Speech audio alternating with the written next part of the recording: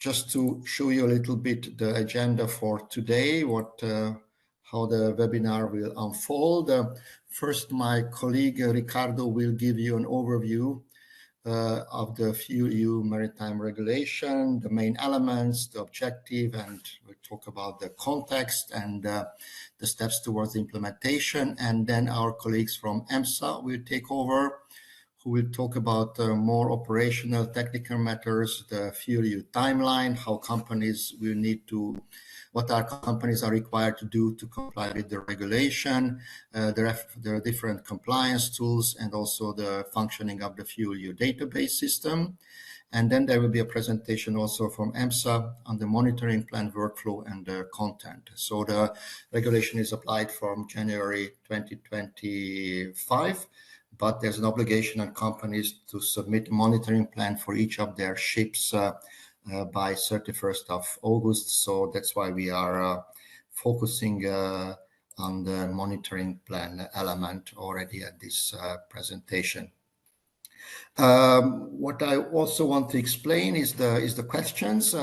As there are quite a few of us, we will give you the opportunity to ask questions in the chat. So please type in your questions. And then after the presentations, depending on how much time we have, we will be using this time to answer your questions that we are receiving on the chat. I'm afraid that we might not have the time to answer all the questions that we are receiving, but we're going to compile these in a document, answer them in a written format, and we will publish this document on our websites as well. So all the questions, both from the morning session and also on the afternoon session, will be shared with you. Here on this slide, you can see the email address of the functional mailbox that you can use to contact the help desk, and also the EMSA website where the recording of the webinar will be published, and also the DigiWoom website where we're going to publish the recording of the webinar, and also other important information that relate to the implementation of the FuelEU Maritime Regulation. So this was all that I meant as an introduction and welcome. And now I would like to give the floor to Ricardo to give you a quick overview on the regulation.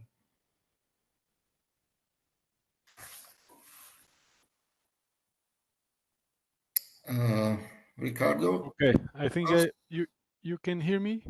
Yes, we do. Kind of weakly, but we do. If you can speak up or set your settings for a louder. Is it better? It's better now. It's better now. Yeah, it's better. Okay. Yeah. Okay, thank you, Peter, and good afternoon to everyone participating. Good afternoon also to our EMSA colleagues in Lisbon. I will share my screen. I will be giving the context and the basic elements of FuelEU Maritime Regulation, not going into any detail on any specific element, but presenting the FuelEU Maritime as part of the Fit for 55 maritime instruments, including ETS extension to maritime transport, establishing a carbon price and a carbon tax trading scheme, and promoting energy efficiency in shipping, the Alternative Fuel Infrastructure Regulation, requiring EU ports to develop infrastructure for both electricity supply to ports via OPS and also bunkering infrastructure, the FuelEU Maritime Regulation, where we will dive a bit more into today, to promote the use of renewable and low carbon fuels in shipping, and finally the Renewable Energy Directive, which provides the certification framework sustainability criteria for renewable and low carbon fuels. In the context of the Fit for 55, the ecosystem for uptake of renewable and low carbon fuels is composed of different instruments, of these different 5 instruments that need to coherently be implemented together in order to push for an uptake of these fuels in shipping. So on the fuel supply side, we have RED and Alternative Fuel Infrastructure Regulation catering for the supply and infrastructure. On the market-based dimension, we have ETS and the Energy Taxation Directive, and then FuelEU Maritime pushing for the demand of these renewable and low carbon fuels. And in this ecosystem, improving energy efficiency is, together with the use of cleaner fuels, renewable and low carbon fuels, the formula for decarbonizing shipping towards 2050. Looking at FuelEU in a nutshell, it is a regulation to promote the uptake of renewable and low carbon fuels. It is based on a technology neutral approach, performance based, goal based approach, establishing targets for reduction of the greenhouse gas intensity of the energy used on board. And here the units are quite relevant to look at. It's grams of CO2 equivalent emission per each unit of energy used on board. Initial mild targets of 2 and 6% in 25 and 2030, evolving towards a more ambitious target of 80% in 2050. Few exemptions catering for geographic specificities in the EU, and a scope which is fully aligned with the MRV and ETS, covering ships above 5,000 gross tons, all energy used in intra-EU traffic, and half of the energy in international voyages, and also all energy in EU ports. Additional requirements for zero emissions at berth apply to container ships and passenger ships above 5,000 gross tons, with OPS or zero emission technologies to be used as of 2030 by these ships in main EU ports. The methodology used by FuelEU to account for the greenhouse gas intensity of the energy used on board is a well-to-wake life cycle methodology, where CO2, methane, and nitrous oxides are accounted on a CO2 equivalent basis. Flexibility mechanisms are included in the regulation. In particular, a voluntary and open pooling mechanism that enables compliance of a group of ships, allowing for, on one hand, rewarding the most performant ships under the regulation, and enabling those less prepared to use technical measures to also comply. Non-compliance deserves deterrent financial penalty, and monitoring, reporting, and verification approach is used to cater for compilation of data and enabling calculation of compliance balance. We mentioned technology, technical measures for compliance with FuelEU. Of course, we have the renewable and low carbon fuels together with advanced dual or multi-fuel engines or fuel cells as energy converters. So these combinations of fuels and energy converters can be several, and they can all in different ways contribute to reduction of the greenhouse gas intensity of the energy used on board. But you also have on the other different blue boxes in this slide potential technologies that can also provide for reduction of greenhouse gas intensity of the energy used. Onshore power supply is one of them. So if you connect to shore power, electricity provided at berth, irrespective of the production pathway, will be counted as zero well to tank emission, so providing a de facto contribution for the reduction of the greenhouse gas intensity of the energy used.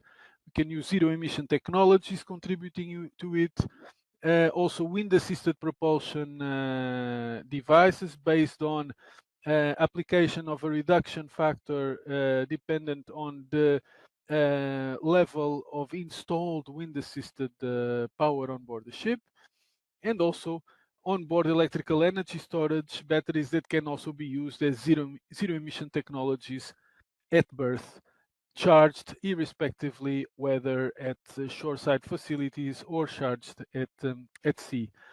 In the boxes rounded by orange, you see two types of technologies that may be able to count for FuelEU in the future: onboard carbon capture and storage, and non-CO2 tank-to-wake emission abatement. So these may be technologies in the future that may contribute in FuelEU future revisions. In the gray boxes, you see technologies better fit for energy efficiency improvements. Also important because if we are using renewable and low carbon fuels more expensive, we also want to be energy efficient in the way we use them. So, but they are not primarily the technologies that would contribute immediately for compliance with FuelEU. I've mentioned additional zero emissions at berth. So we're talking about ships going zero emissions while in port. And these cover requirements applicable to container ships and passenger ships above 5,000 gross tons, which need to connect to onshore power supply in all main EU ports from 1st of January 2030. All ports covered by AFIR from 1st of January 2030, and in all other EU ports, if they develop the capacity, by 1st of January 2035. Also, if member states so decides, in all non-AFIR ports, also from 1st of January 2030, depending on member state discretion, according to Article 6 of the regulation. Fuels, renewable and low carbon fuels, were indicated as the epicenter, of course, for technical compliance with the regulation. It's the objective of FuelEU to promote the uptake of renewable and low carbon fuels in shipping. And which fuels will be eligible for FuelEU? We have biofuels, if certified by Renewable Energy Directive for sustainability and greenhouse gas saving criteria. But FuelEU introduces one further criteria, so no food and feed crop biofuels would count for FuelEU compliance. They will be treated as fossil fuels and deserve the corresponding default factor for calculations. Renewable fuels of non-biological origin, the so-called green synthetic fuels, and recycled carbon fuels, also certified in accordance to Renewable Energy Directive. And also low carbon synthetic fuels, the so-called blue fuels from low carbon hydrogen produced from natural gas or nuclear electricity based hydrolysis. And this derived from the revised gas directive. All other fuels not meeting that criteria will be given the corresponding default emission factors to fossil fuels. All this demonstration of eligibility of the fuels is made in accordance to a fuel certification framework encompassing both feedstock sourcing, production, distribution, blending, and bunkering of the fuels. And remarkably, when we compare the molecules of a fossil methanol, biomethanol, or e-methanol, the molecules are, of course, all similar. The distinction is therefore made on the basis of demonstration of proof of sustainability and demonstration of the relevant sustainability certification of the fuels. So bunker delivery notes will need to go along with this demonstration of sustainability of the fuels containing information that is also indicated in Annex 1 of FuelEU. It is quite important to ensure a chain of trust and transparency in order to establish a level playing field in greenhouse gas fuel certification for compliance with FuelEU. And talking about compliance, the governance framework of FuelEU is basically based on a monitoring, reporting, and verification approach already well established by the MRV regulation. There is, however, FuelEU specific additional data for calculation of compliance balance, recording of penalties, and so on, which deserves additional elements in addition to those already established by MRV and used also for ETS. Monitoring template, FuelEU report, verification report are essential concepts of the governance mechanism that the colleagues from EMSA will present with further detail in following presentations. The FuelEU database will be the heart of the FuelEU implementation, under development, hosted and managed in EMSA, and the FuelEU penalties, which can be two, penalty on not meeting greenhouse gas intensity target and a penalty if applicable to ships in scope, for not compliance with additional zero emissions at berth. And finally, a reporting review commitment from the Commission side with a list of elements to be reviewed and looked at in future FuelEU revisions. Finally, FuelEU as a regulation will not be operable or implementable without the secondary legislation that is currently under work, covering operational elements and functional elements for FuelEU regulation to be implemented.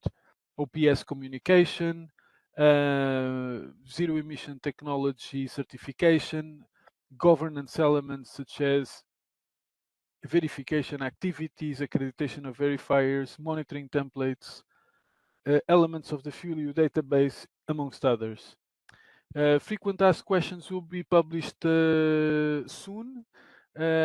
Help desk is in place, which we encourage the use for submission of any relevant questions on FuelEU, and the Renewable and Low Carbon Fuel Alliance, an industrial alliance currently working on upscaling availability of renewable and low carbon fuels with more than 250 members, is of course addressing the key variable in compliance of FuelEU, the availability of renewable and low carbon fuels. The European Sustainable Shipping Forum works on the technical building blocks for some of the implementation aspects of the regulation. EMSA supports the governance aspects of the FuelEU, and in particular, developing and keeping the heartbeat of the FuelEU database currently under development, and to be the main tool assisting implementation of the regulation. And then finally, implementation of other Fit for 55 instruments on which we are committed to ensure coherence in the implementation, namely the AFIR, the Renewable Energy Directive, and of course, the implementation of the ETS in maritime transport. Thank you very much.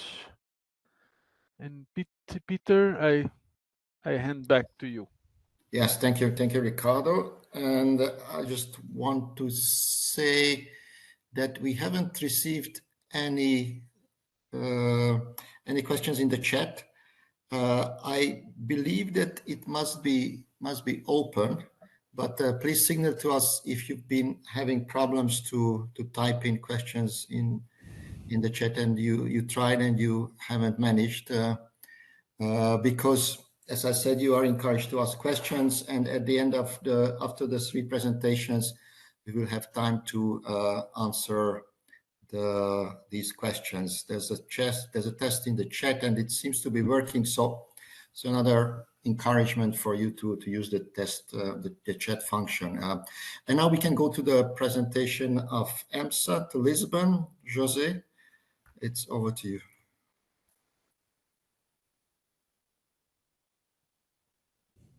Peter, for giving me the floor. Hello to everyone. Thank you for participating in the webinar. As it was mentioned, we are supporting the Commission in the development of further guidance and secondary legislation for FuelEU, and also doing the needed developments for the FuelEU database and all the developments under the IT scope. And this will be our main topic for our presentation today. So our main objective today is to clarify exactly what you will could foresee happening in Thetis MRV and other IT tools to support for the compliance and implementation of the FuelEU. First of all, I will try to clarify a little bit what is the timeline for this year's and for the next 2 years, the first reporting period and the verification period for the FuelEU.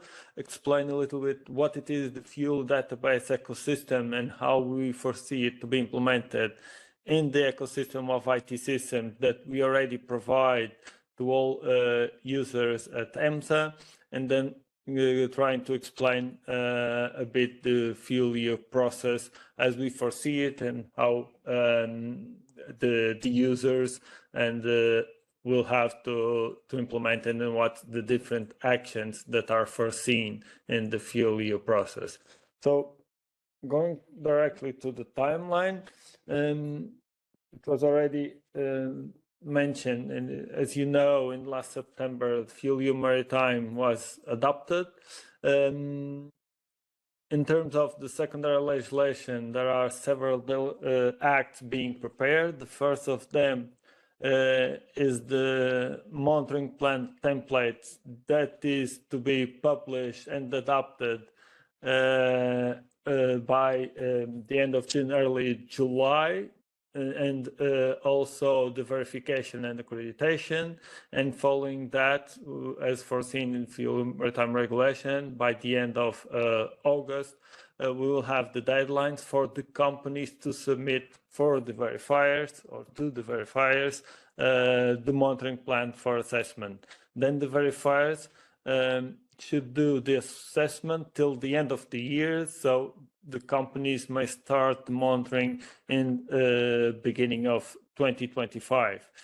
In 2025, for the ships that are transferred from one company to the other, companies should do a partial FuelEU report, as it is the case for the MRV that is already happening, the partial reporting for FuelEU. There will also be that requirement to do partial reporting when there is a transfer of the company. Another issue that will be released during 2025 is the attribution of companies to member states.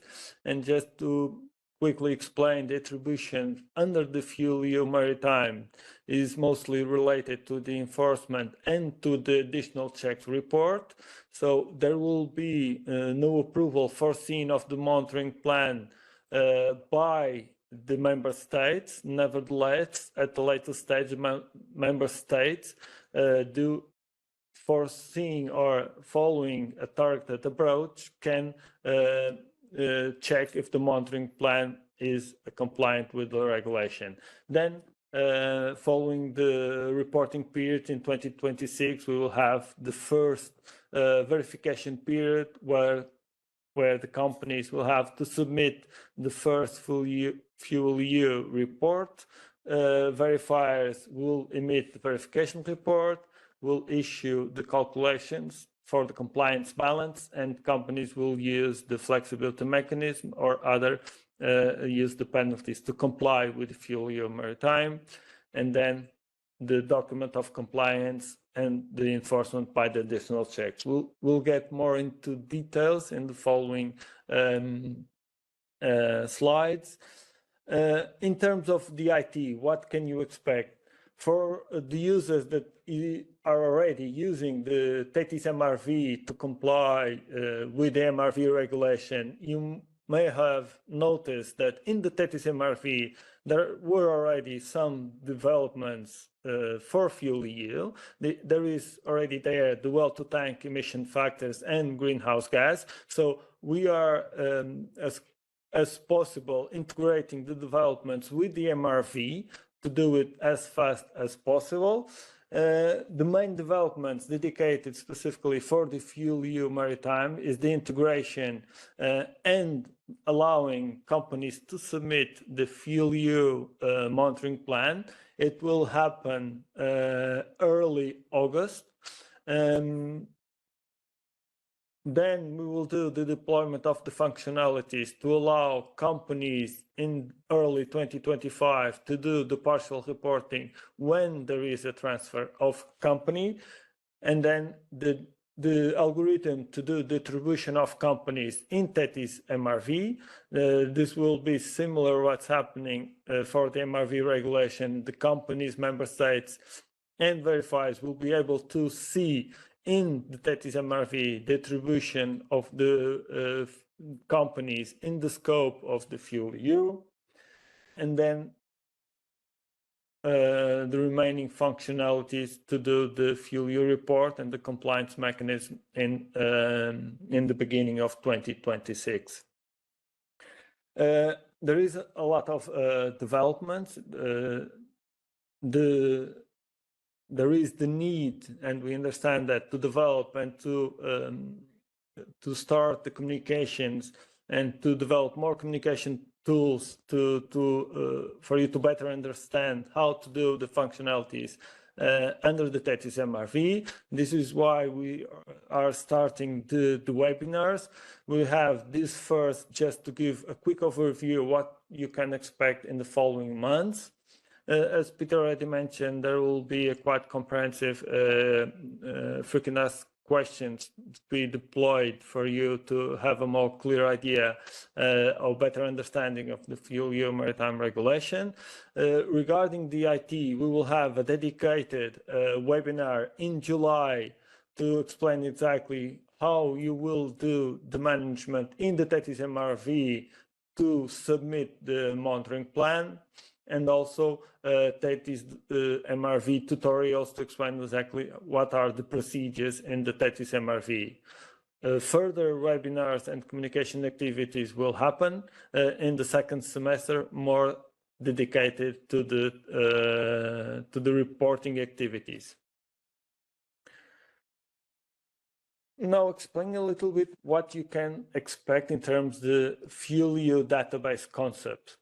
What we envisage in terms of FuelEU database functionalities is for the functionalities to be deployed in the existing IT systems to alleviate the administrative burden. So what you can expect is that most of the compliance for the FuelEU is done in parallel with the MRV regulation in the TETIS MRV, meaning the monitoring and reporting, also the application of flexibility mechanisms, the penalties if required, the issuance of document of compliance, and also receiving the additional checks report by the competent authority.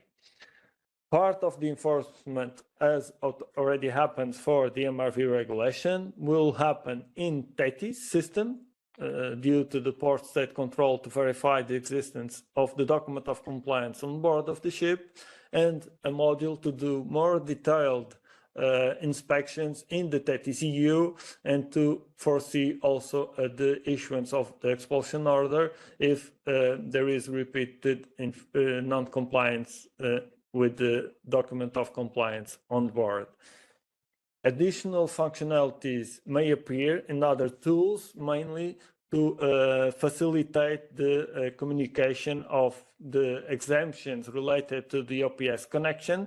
That is a communication done by the port authorities and stakeholders with the ship, but also needs to be available, this type of communication, to the verifiers that are the users that will have to report the non-compliant ports to the requirement of connecting to the OPS. This is still under discussion, and further communication will be done as soon as the development of these functionalities are done. In terms of the users, we will have new users and also some changes for what the users can do at the moment in the TETIS MRV. First of all, in terms of the companies that will take responsibility for the FuelEU Maritime is always the ISM companies, the dock holder. And so for this, we may have a company in the FuelEU Maritime scope and a company in the MRV ETS. Also, the verifiers will have an accreditation for FuelEU Maritime and accreditation for the MRV ETS. So the verifiers may expect to have the accreditation procedures or the confirmation in the TETIS MRV to make sure they are accredited in both scopes. Regarding the member states, a new role for the administering state will be implemented in the system. There is some slight change in what the administering states will do in the system related to the administering authority. As it was already mentioned, the administering state will not have in the workflow of the monitoring plan the approval, but they will be able to do additional checks doing in a targeted approach. There is also a new user that is the competent authority of the port of call, and this is the user that will have to report the application of exemptions to the ships that have the obligation to connect to the OPS, and also some information will be available for the national accreditation bodies to confirm the compliance that is done by the verifiers in the assessment of the monitoring plan and in the verification of the FuelEU report. So what will be the modules that you can expect to appear under the TETIS MRV? For the user that is already using that, you may know that you have a module that is the ship. The ship module is to report fuel consumption and emissions, and you can do it as aggregated annually or do the reporting on a per voyage call. After adding that information in the system, you can create the emission report for the MRV. So what you will have and what we are going to deploy this year is a module for you to submit the monitoring plan for the FuelEU and for the verifier receive the monitoring plan from the companies and to do the assessment of the monitoring plan in TETIS MRV. The next year, we'll have the developments in the FuelEU Maritime scope to allow companies to submit to the verifier the FuelEU report and for the verifiers to calculate the greenhouse gas intensity of the energy used. In the MRV ETS scope, there will appear a new module so the companies can aggregate the emissions report at ship level, so they can aggregate the emissions at company level. That will be possibilitate the companies to report the amount of allowance that they have to surrender in the union registry. After that, in the 2026, that it is the first verification period for the FuelEU Maritime, we will deploy additional functionalities to allow the calculation of the compliance balance and also for the companies to use the flexibility mechanism. In terms of the workflow and comparing what's happening in the MRV ETS to the FuelEU Maritime, the first step is the monitoring and reporting at the ship level. And it is similar of what's happening in the MRV and FuelEU. Companies have to submit a monitoring plan to state exactly how they are going to monitor the fuel consumption and additional data. They have to report, and the verifier has to verify that the reported data is compliant with the rules established in those scopes. Then, for the MRV ETS, this data is aggregated at company level and it is submitted to the union registry. In the FuelEU Maritime, there is no aggregation at company level. The compliance is always at the ship level.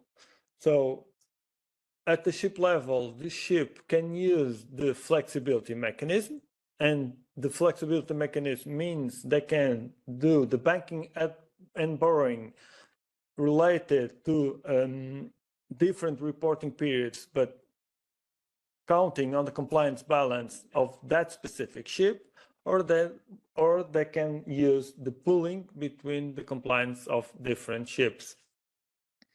After using the flexibility mechanism, the verifier will have to issue a verified compliance balance, and if needed, remedial penalties has to be paid, and then is issued the document of compliance at the ship level.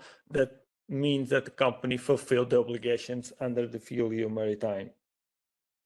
In terms of the functionalities for the FuelEU Maritime is implemented till the document of compliance in the TETIS MRV, which means that the companies for the FuelEU Maritime doesn't need to open a maritime operator in the Union registry. So the functionalities will be implemented only in the TETIS MRV.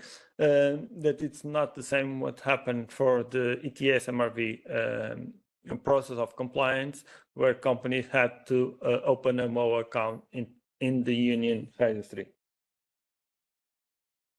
A question that we have received is how companies will report the data. So in the system, companies will report the fuel consumption for both scopes in the ship tab, and that is the information that is going to be reused for both scopes, for producing the emission report for the MRV, and also to produce the FuelEU report under the FuelEU Maritime Regulation.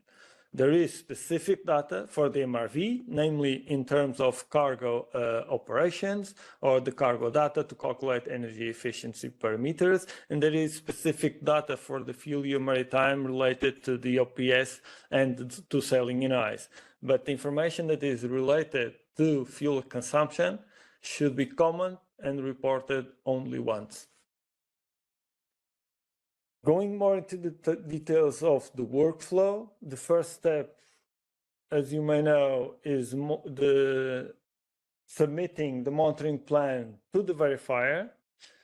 The submission of the monitoring plan will happen in TETIS MRV, following the same approach as the MRV regulation.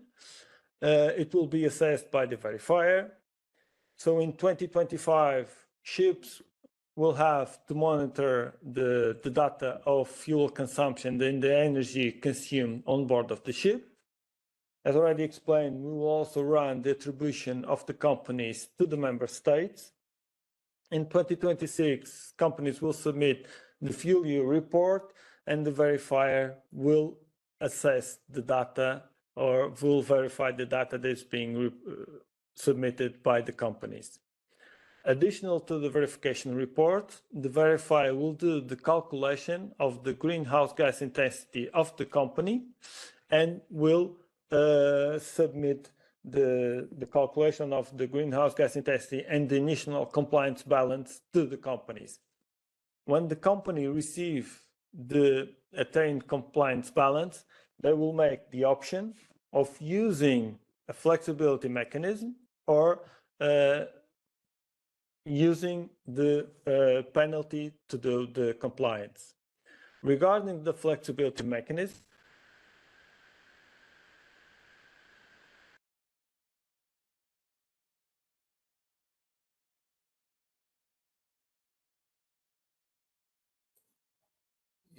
I think we lost EMSA.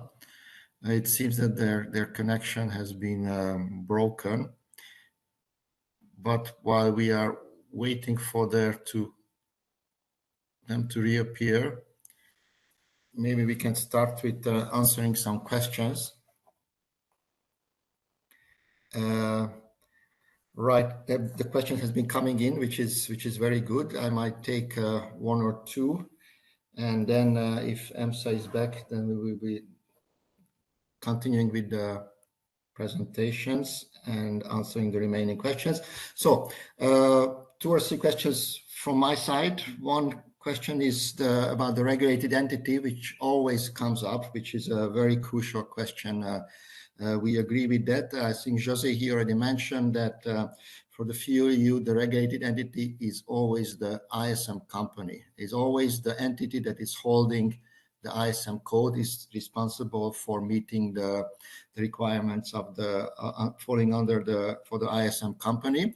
In practice, this can be either the ship owner or the manager of the ship if that entity is holding the ISM code.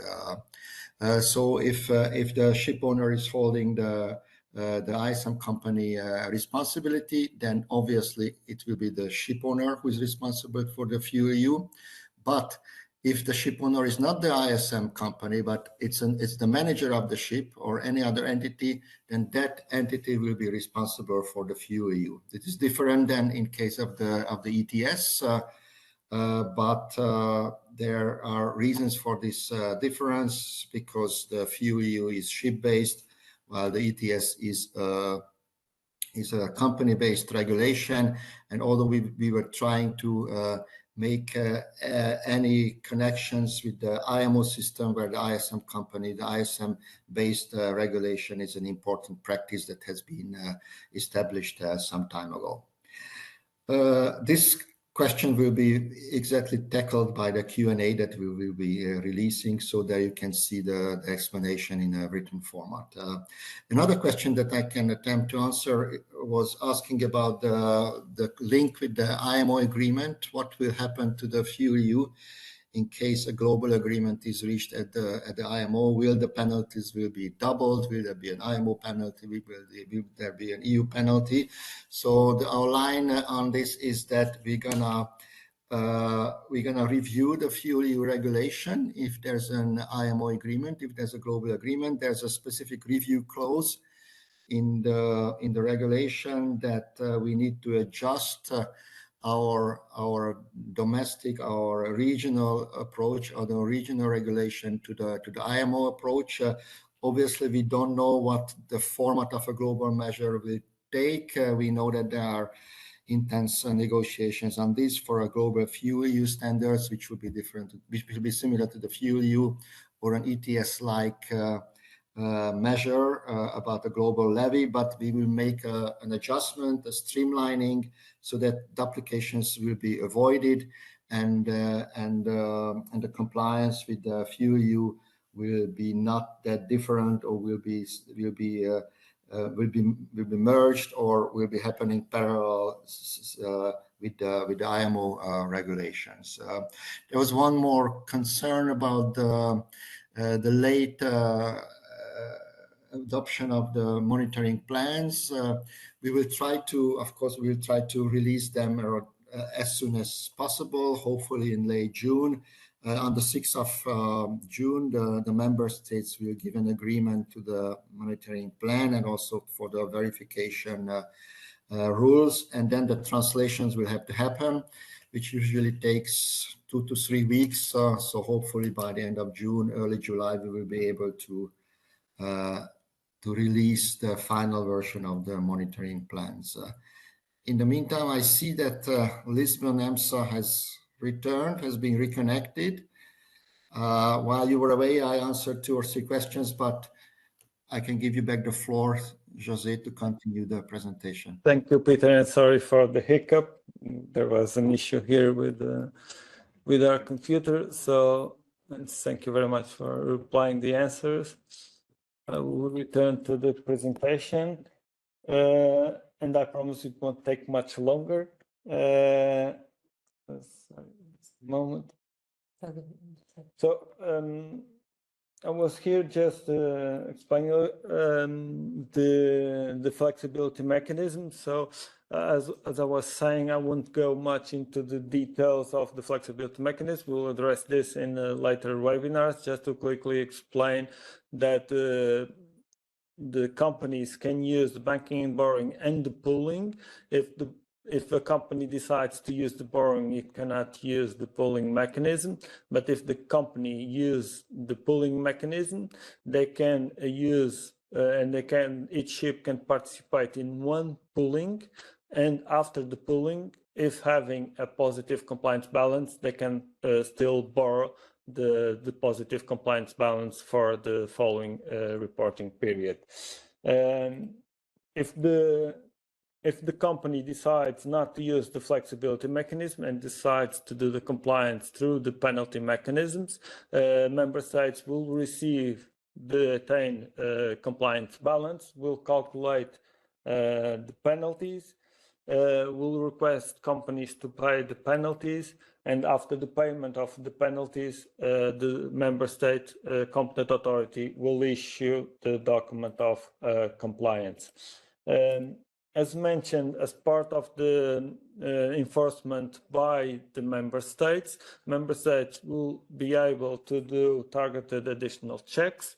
The targeted additional checks will focus on the monitoring plan, the FuelEU report, and the verified compliance balance. The additional checks report will be submitted in the system to inform the verifier and also the companies if there is additional penalties to pay. If there is no following payment of the penalties, the member state can decide to withdraw the document of compliance related to the ship. So this was the presentation that I had for you. It is a lot of information. So in the following steps of the communication, we will focus in the submission of the monitoring plan, but later this year, we will have additional communications for the FuelEU report, and following that, the compliance balance and the using that in the TETIS MRV to allow for the usage of the flexibility mechanism. And this was it. Thank you, Peter, and giving back the floor to you. Yes, thank you, Jose. And then I give the floor to Caroline to explain about the monitoring plans.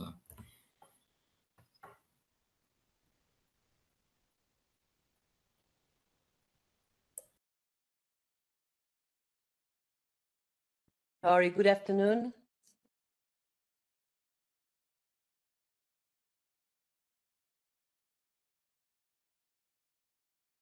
Yes, hello, everybody. Hope you can hear me now. Yes, we do. Okay, so I don't know if you're already looking at my screen, perhaps not. No, for the moment, we don't Okay, see a slide. so It's coming now. it's coming. And it's Okay, there, yeah. great. Good afternoon, everybody. Thank you for participating. So I will make a review of on the monitoring plan and what is considered now on the TETIS MRV system. So I will go through the workflow to present the monitoring plan on the TETIS, then on monitoring plan content, and at the end the differences on the monitoring plan for the FuelEU implementation on the TETIS MRV. So first of all, the workflow for presenting the monitoring plan on the system will have mainly two users, the company and the verifier. So the company will have to upload their monitoring plan on the system and will have to put similar to the monitoring plan on the MRV regulation. They will have to submit it to the verifier. When the monitoring plan is submitted to verifier, the company won't be able to make any changes. We'll have to wait for the assessment from the verifier, assessment of compliance of the monitoring plan under the FuelEU regulation. And if the monitoring plan is assessed as compliant, the monitoring plan will be available on the TETIS MRV, on the TETIS, FuelEU system, and will be available for 1 year. After 1 year, the companies will be asked to acknowledge if there are some changes or not in the monitoring plan.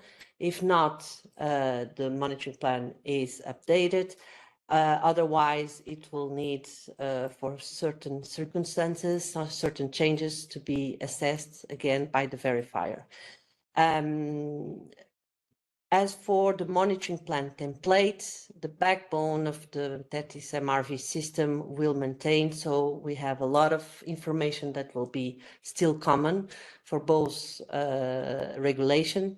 Some changes will be done in the tables, up to if it's a specific MRV table or a specific FuelEU table.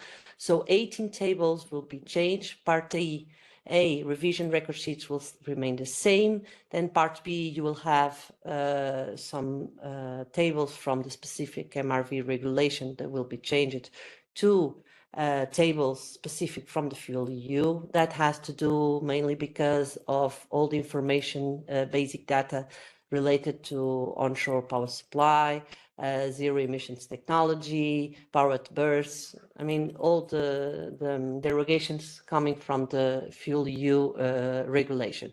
The same will appear in Part C. Some of the tables will disappear from the MRV since you will be in an environment in the FuelEU model, and other tables will appear specific for FuelEU. So at the end, 18 tables from the specific MRV regulation will be replaced for 15 in the under the scope of FuelEU Maritime Regulation. Looking a little bit more in the mock-up that we present to you to help you to understand. So you will have at the monitoring plan level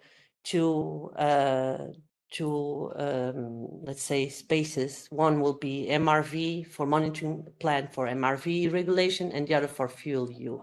And the main change will be on the tab cargo, that will be substitute sources of energy tab. In this one, for example, for the new tables for all ships, you'll have two new tables. One in the fuel types and emissions factor tab, that is the table B9, that has to do of the monitoring and reporting the well to tank and tank to well emissions factor.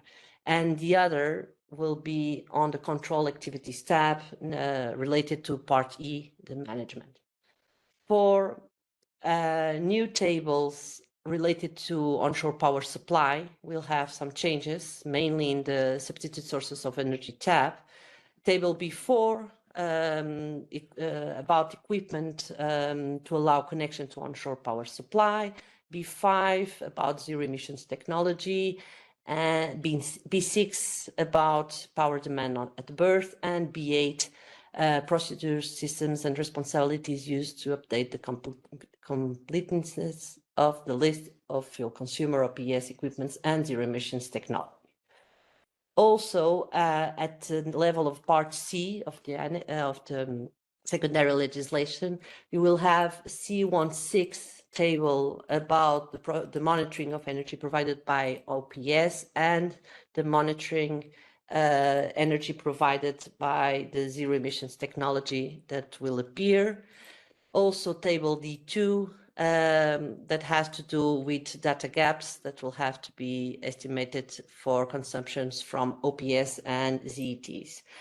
Also, a particular change related to OPS has to do with time at berth, because tables, the activity data for time at berth, it's different for the time spent at berth. And as you know, one of the changes has to do with the spent at quayside or anchorage, and that makes different because of the penalties. So for new tables related to wind-assisted propulsions, we have also in the tab of substitute sources of energy, table B7, with the description of the equipment. And then for new tables related to sailing in ice, we'll have at Part C activity data some changes for table C18 in the fuel consumption tab. We'll have the monitoring of that fuel consumption of each fuel consumer when sailing in ice conditions, and the table C33 that has to do with the determining and recording of data time and position when entering and leaving the ice conditions. The last table, also in the navigation tab, will be the methods to be used to treat data gaps regarding, again, date, time, and position when entering ice conditions. As you can see, these are the new 15 tables under the scope of FuelEU Maritime Regulation that you will see will appear in this new environment. They are organized like this, so we don't have too much changes. And from my side, that's what I had to present. Okay, thank you very much, Caroline. Thank you.